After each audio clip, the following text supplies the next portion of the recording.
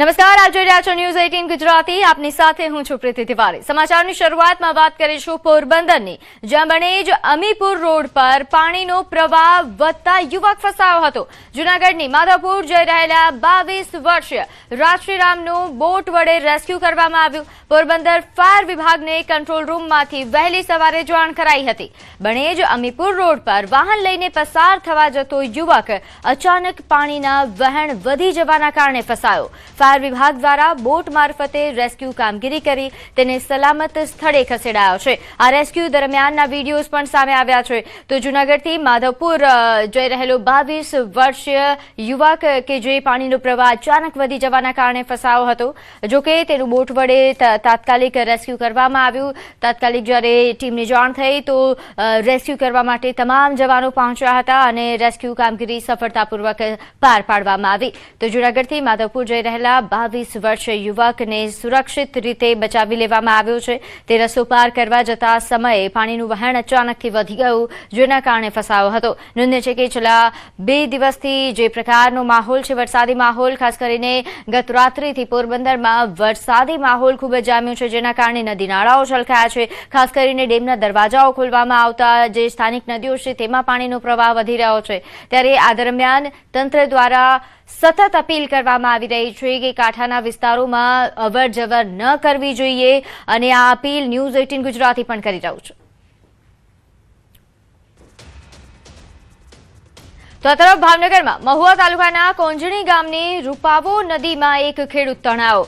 ભીખાભાઈ બાવલિયા કે જેમની ઉંમર 75 આસપાસ છે, આ વૃદ્ધ વાડીએથી પોતાના ઘરે જઈ રહ્યા હતા. તે સમયે ગામના કોઝવે પરથી પસાર થઈ રહ્યા હતા અને પાણીના પ્રવાહમાં તણાયા હતા. બનાવના પગલે મહુવા ફાયર વિભાગને જાણ કરવામાં આવી અને ફાયર વિભાગની રેસ્ક્યુ ટીમ બનાવ સ્થળ પર પહોંચી અને વૃદ્ધની શોધખોળ હાથ ધરીને તેમની ડેડ બોડી બહાર કાઢી હતી. છેલ્લા 2 દિવસથી મહુવા પંથકમાં સતત વરસાદ વરસી રહ્યો છે, જેના કારણે અનેક નદીઓમાં નવા નીર આવ્યા છે.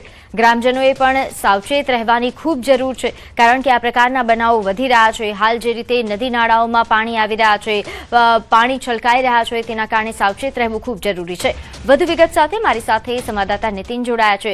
નીતિન, જે આ બનાવ બન્યો, વૃદ્ધ કે જે પાણીમાં ફસાયા અને તેમનું મૃત્યુ થયું, કેવા પ્રકારની કાર્યવાહી કરવામાં આવી હતી અને શું સૂચનાઓ અપાઈ છે? જો ચોક્કસ વાત કરીએ તો છેલ્લા 24 કલાકના વધુ સમયમાં ભાવનગરના જે તમામ તાલુકાઓ છે તેમાં સારા પ્રમાણમાં વરસાદ જોવા મળ્યો છે. ખાસ કરીને વાત કરીએ તો મહુવાના જે પંથકના વિસ્તારો છે, આજુબાજુના જે ગામો છે, ત્યાં સારા પ્રમાણમાં વરસાદ જોવા મળે છે. મહુવાના જે તાલુકાના કોજળી ગામ છે ત્યાં રૂપાવો નદીમાં એક ખેડૂત તણાયાનો ગઈકાલના સાંજના સમાચાર સામે આવ્યા હતા અને ત્યારબાદ આ ખેડૂતની શોધખોળ માટે સ્થાનિકો અને ફાયર વિભાગ છે તે લાગ્યું હતું અને ઓવરઓલ લાંબા સમયની મહેનત બાદ આ વૃદ્ધ છે તેનો મૃતદેહ છે તે બહાર કાઢવામાં આવ્યો છે. જી, આભાર માહિતી આપવા બદલ.